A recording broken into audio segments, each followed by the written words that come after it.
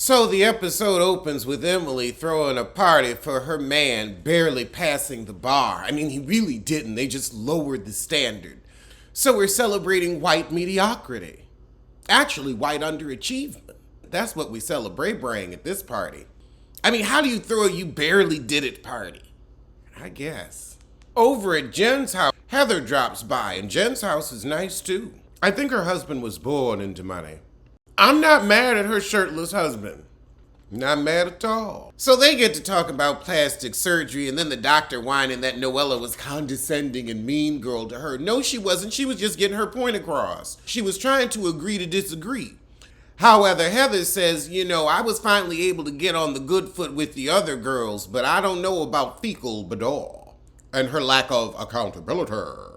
Poor broke Ella goes to meet with Nicole for lunch. I guess she's buying since the heifer ain't got a credit card.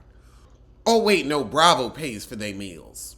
Child, Nicole is grasping for straws. She tell her to call her husband and it rings repeatedly. And she says, well, he didn't block you. He's just not picking up, but you're not blocked. Like, Kenya's blocked from Mark. Oh, Lord. So this heifer having a full-on meltdown. Nicole ain't much emotional support. I think y'all should have done this at the Heezy. So now we got fecal bador and her business real cuisine. I don't know, just because you fat don't mean you know food. However, her daughter's talking about what an awful boss she is. However, her daughter's the only one that can put up with her bothersome butt. What is this, lemonade? Well, you do know about being sour. You got 2 lump sums and you get alimony and you still whining? Shut up, Shannon. He ain't paying for them kids' education. He ain't giving you shitting. So Gina and Emily are going on double dates with they men.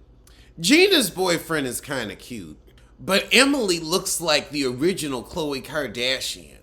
So they talk about poor Noella and the fact that her husband filed in Puerto Rico so that he could cut off her credit cards. And then we get to the fact that Gina ain't here for shitting no more. She's setting different boundaries for that friendship. And you can't be friends with the shitting bitter.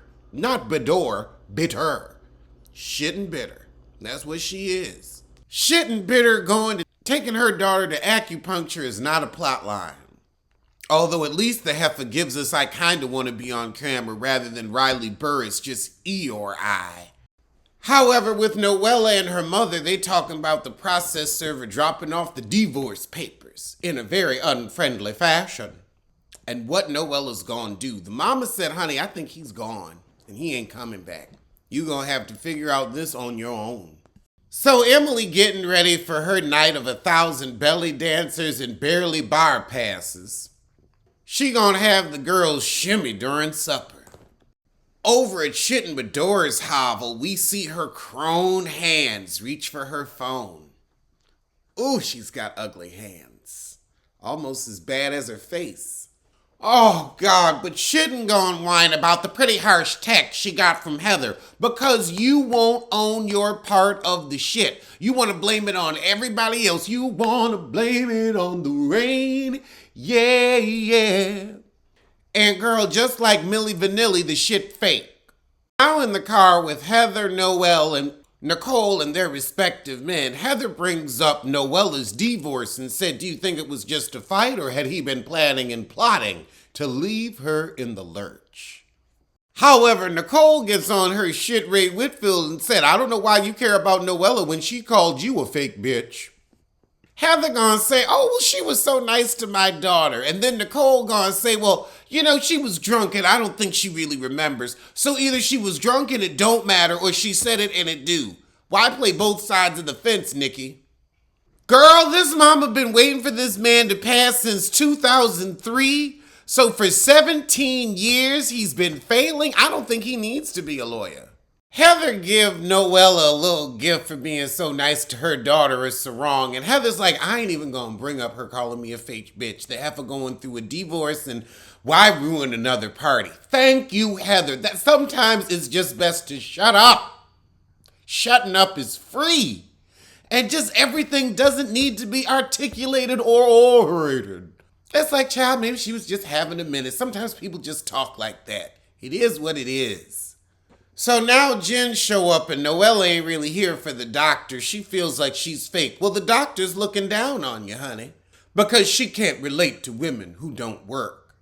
Heifer, please. She has a child with different needs. That's work. That's work. That's full time.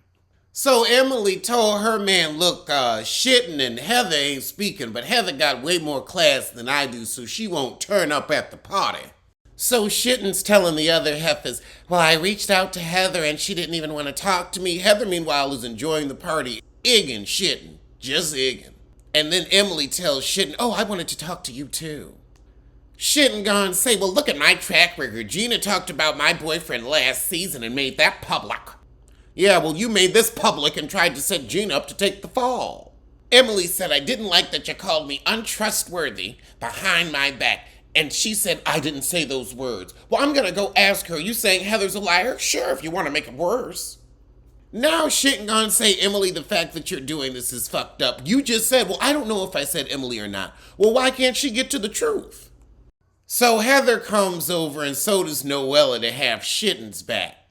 And Emily says, I was hurt because Shitten said I was untrustworthy.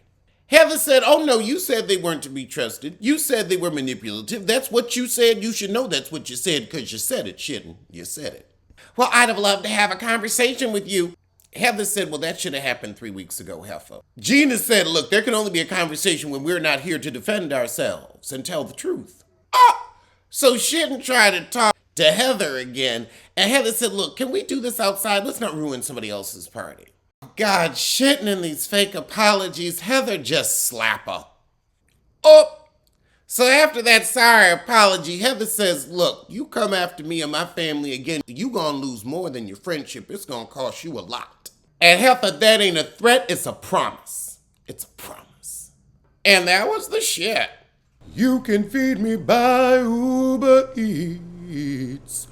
Call DoorDash, I'll pay the fees. I don't care how you feed me, just feed me if you can. You can put water in a pan and a hot dog if you can. It don't have to be fancy, I'll eat what's put in front of me. It can come out of a can. Feed me hello from an Arab man. I don't care how you feed me, just feed me if you can. There is hunger between us that we need to get over. Open the fridge and get what you want. Fancy cheese or some eggs to flaunt. I don't care how you feed me, but feed me